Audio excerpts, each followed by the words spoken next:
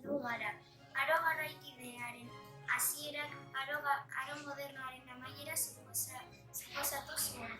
Garai honetan gizartea zati oso desberdinetan banatuta zegoen. Hobeto ulertzeko piramide baten bidez irudikatzen da. Piramidearen puntan, goi-goian, erregea kokatzen da. Berazpian, goi mailako gizartea dago. Talde hau goi noblezia, goi burgesia eta elizak osatzen dute. Lur gehienen jabeak ziren, privilegio gehien zuten gizarte taldea ziren. Gutxi lan egiten zuten eta diru asko irabazten zuten.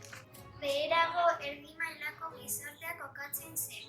Oso talde txikia ziren.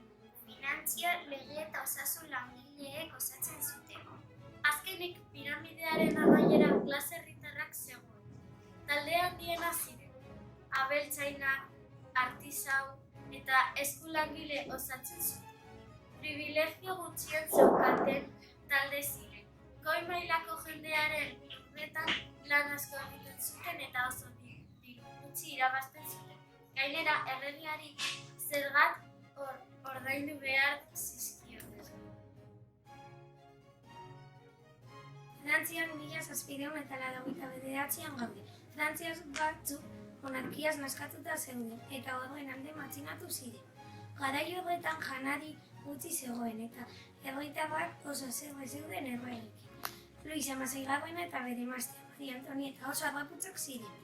Guztiak lanera, dirua ordaindu behar didazue. Herritarrek ez daukate dirudik, ja! Ja ditzatela pastela jatera! Herritarrak asko haserretu ziren Maria Antonietaren hitzekin. Ezin da hau onartu, zerbait egin behar dugu. Doazen beraren aurka, boteretik kenduko ditugu.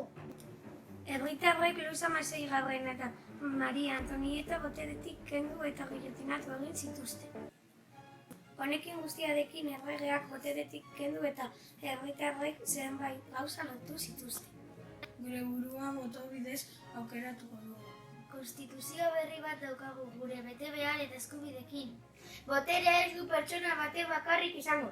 Gora botere banaketa! Gora!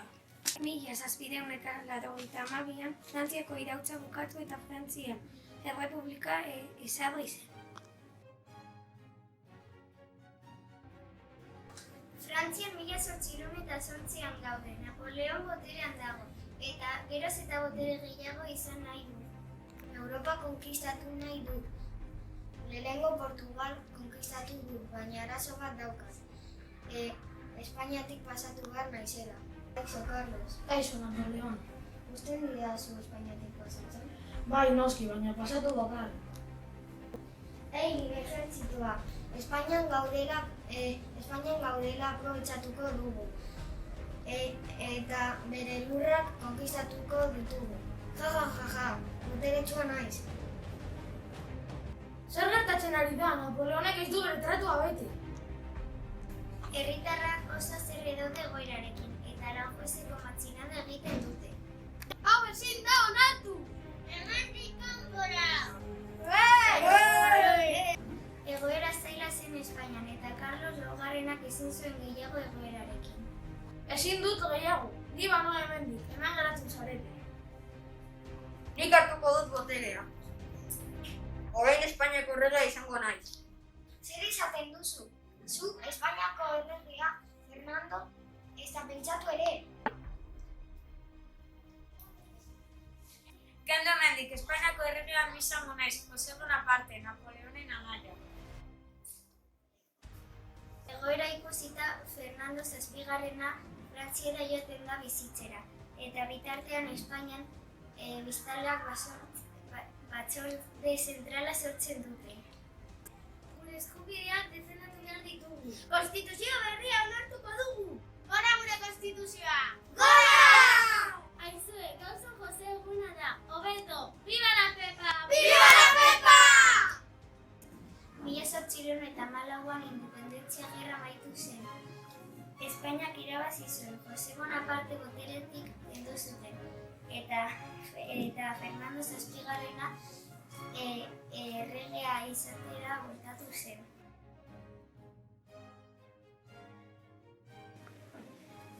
1814tik 1823 Fernando Zazpigarrena boterean egon zen.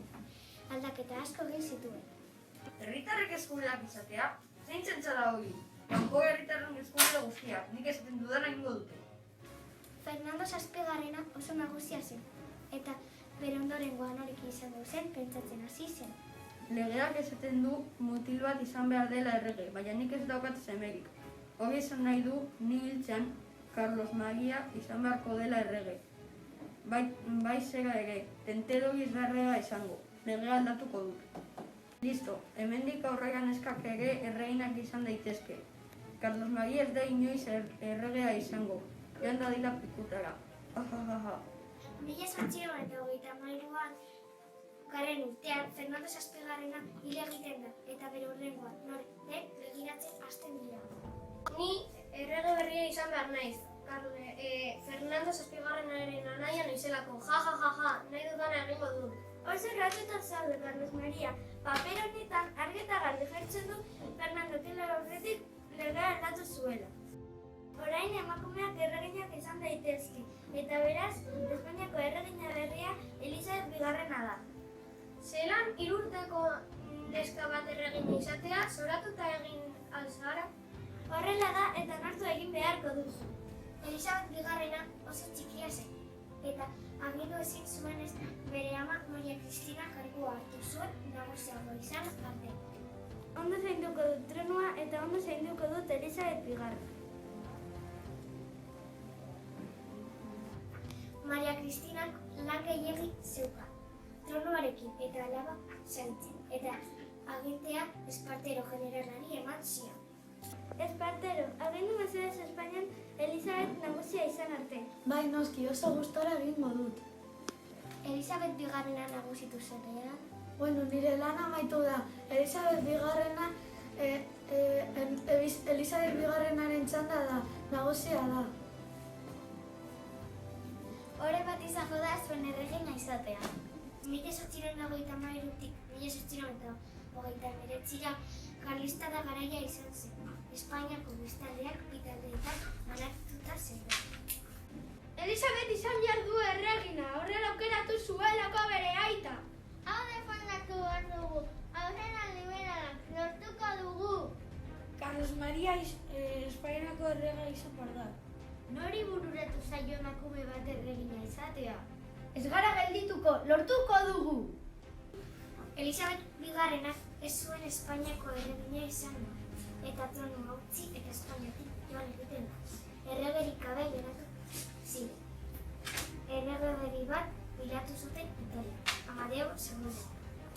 Noizki baietz, Espainiako errege berria izan nahi dut. Ekarri koroa.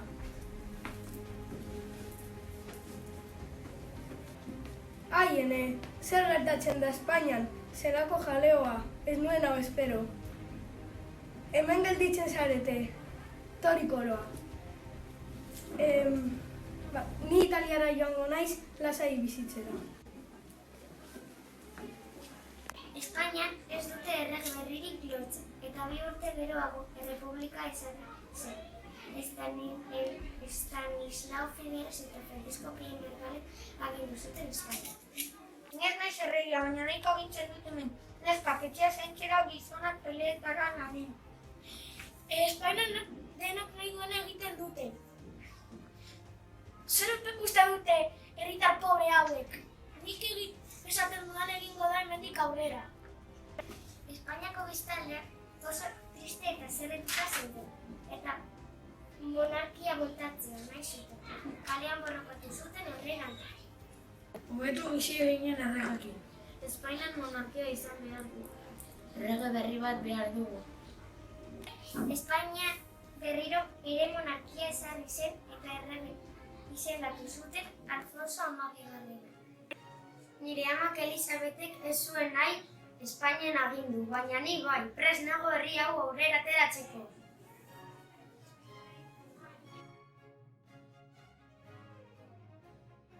Espainian 19. mendean, tailer txikietan lan egiten zuten. Guk produktuak eskuz egiten ditugu eta tresnak tradizionalak erabiltzen ditugu. Indarra lortzeko ura eta egurra erabiltzen ditugu. gutxi egiten ditugu egunero. Hauek guk konsumitzen ditugu eta sobratzen direnak herriko azokan saltzen ditugu. Hemeretzigarren mende amaieran armakuntza oso garrantzitsua egin zen, eta honek lan egiteko modua aldatu zuen. Lurrun makina asmatu dut, honek aldaketa handiak ekarriko ditu. Handik aurrera, tailer txiki eta lan egin beharrean fabrika handiak sortu ziren. Produktuak makinekin egiten ditugu. Makinak mugitzeko lurrun makinak erabiltzen ditugu.